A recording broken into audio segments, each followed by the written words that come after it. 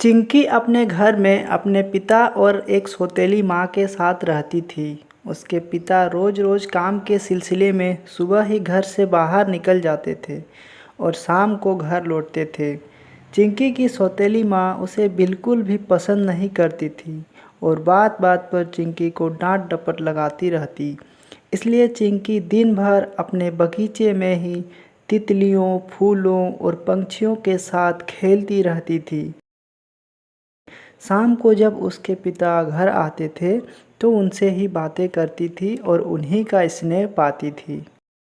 चिंकी एक नादान सी छोटी बच्ची थी और वो चुपचाप माँ की डांट सुनकर बगीचे की ओर खेलने निकल जाती और उधर उसकी सौतेली माँ रोज़ कोई न कोई तरकीब सोचती रहती जिससे चिंकी से उसे हमेशा के लिए छुटकारा मिल जाए।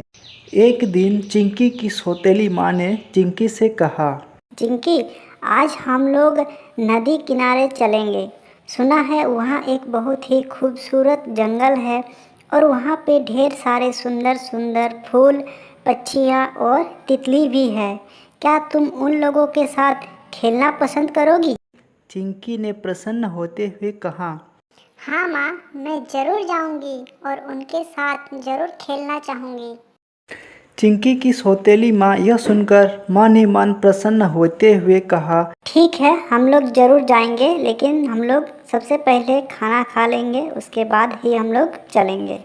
पिता के काम पर जाने के बाद चिंकी और उसकी सौतेली माँ नदी किनारे की ओर चल पड़ी।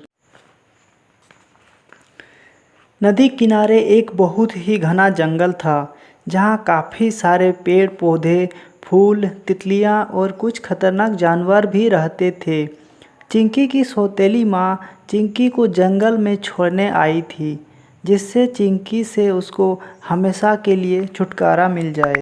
चिंकी की सौतेली माँ ने कहा, चिंकी, तुम यहाँ पर खेलो, मैं हमारे पीने के लिए नदी से पानी लेकर आती हूँ। और चिंकी की माँ चिंकी को वहाँ छोड़कर चुपचाप अपने घर की ओर चली गई। चिंकी उस घने जंगल में तितलियों और फूलों के साथ खेलने लगी। चिंकी को खेलते खेलते काफ़ी समय हो चुका था और उसे प्यास भी लगी थी। चिंकी ने मन ही मन सोचा, मेरी माँ तो पानी लाने नदी की ओर गई है और काफ़ी समय हो गया, लेकिन वो अभी तक क्यों नहीं लौटी।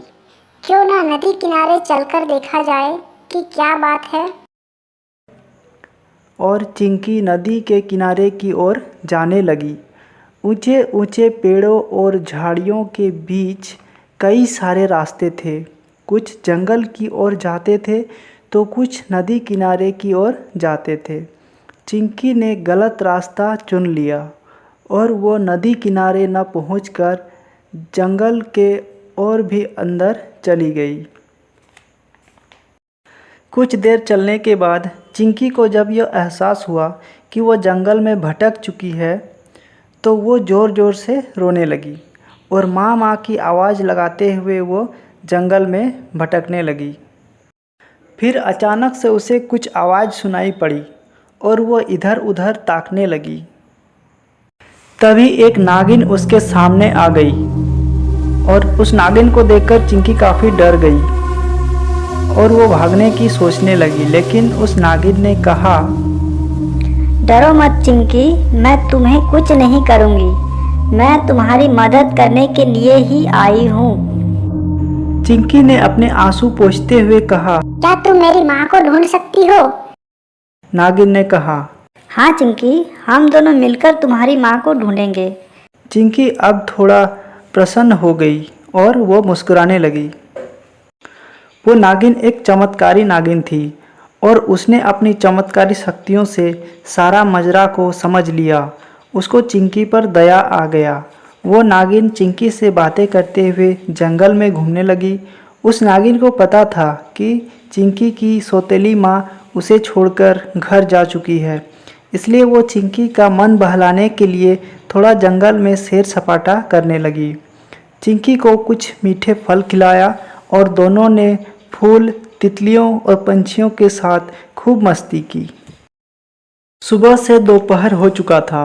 नागिन ने कहा, चिंकी, लगता है तुम्हारी माँ तुम्हें ढूंढते हुए घर पहुँच गई होगी।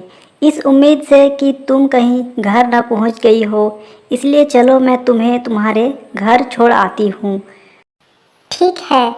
चिंकी ने नागिन की ओर देखते हुए कहा और उस नागिन ने चिंकी को उसके घर तक पहुंचा दिया।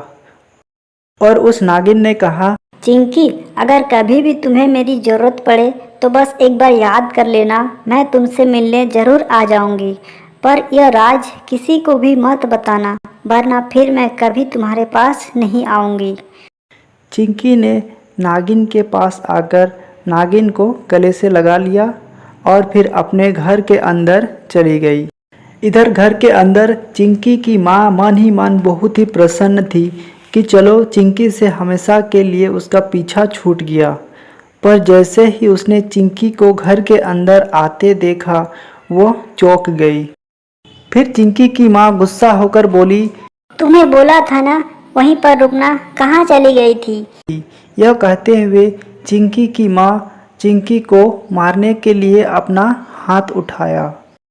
तभी चिंकी की माँ चौंक कर पीछे हो गई। उसने देखा कि चिंकी के जगह पर एक नागिन खड़ी है और वो नागिन कहने लगी, अगर तुमने कभी फिर इस बच्ची को डांटा या हाथ उठाया तो तुम्हें मैं डस लूँगी। और हाँ, याद रखना कि तुम्हें बार बार चेतावनी भी नहीं मिलेगी। और चिंकी की सौतेली माँ उस नागिन के सामने हाथ जोड़ते हुए कहने लगी, मुझसे बहुत बड़ी भूल हो गई है नागिन जी, कृपया मुझे इस बार के लिए क्षमा कर दीजिए और मैं वादा करती हूँ कि दोबारा मुझसे ये गलती कभी नहीं होगी। और फिर वो नागिन गायब हो गई और उसके जगह पर चिंकी दिखाई पड़ने लगी। चिंकी की सौतेली माँ अब समझ गई कि इस पर जरूर किसी दिव्य शक्ति का साया है और भलाई इसी में है कि चिंकी के साथ अच्छा से बर्ताव किया जाए। तब से फिर कभी चिंकी की सौतेली माँ ने उसे कभी परेशान नहीं किया। तो बच्चों, मैं उम्मीद करता हूँ कि ये वीडियो आपको काफ़ी पसंद आया होगा। तो इस तरह के और भी मज़ेदार कहानी के लिए हमारे इस चैनल को सब्सक्राइब जरूर कर लीजिए और अपना लाइक और कमेंट ज़रूर करें, जिससे हम आपको इस तरह के और भी कहानी सुना सकें। Thanks for watching.